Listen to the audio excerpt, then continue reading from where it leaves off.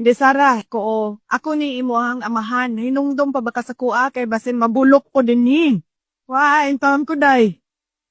Anak ko, sige ka, ginatrabahoan na namo. Kada adlaw. Di na ko makatulog kay maguna-una ko. Unsaon ko ni pag kidnap dito sa Hague. Unya, nangutan ako sa iya ha. Doon na ba kay mga gibati? 80 anyos na ba in taon to siya? Uy, sakit na yan tuhod, sakit na yan likod, mga anak, mga gibati sa mga senior citizen.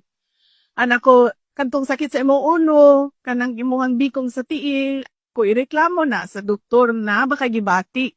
So, mo ko gibati, pero sakit ang ako ang dughay. Nagsakit ang ako ang kasing-kasing. Nagsakit mong kasing-kasing, ingna ang doktor dingha, na ay doktor dingha gabantay sa hospital. Ingna siya nga nagsakit imuhang dughan. Yan na siya, nagsakit akong dughan kay namawala ako ang mga girlfriend.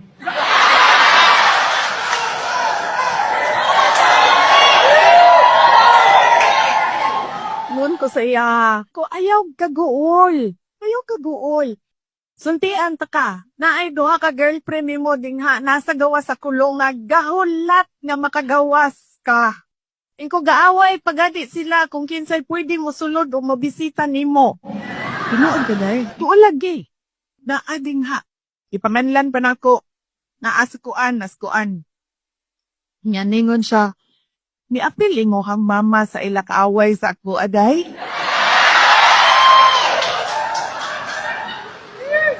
Ako saya, ingon akong mama, tiguan na daw ka o chitaan niya sa daw ka.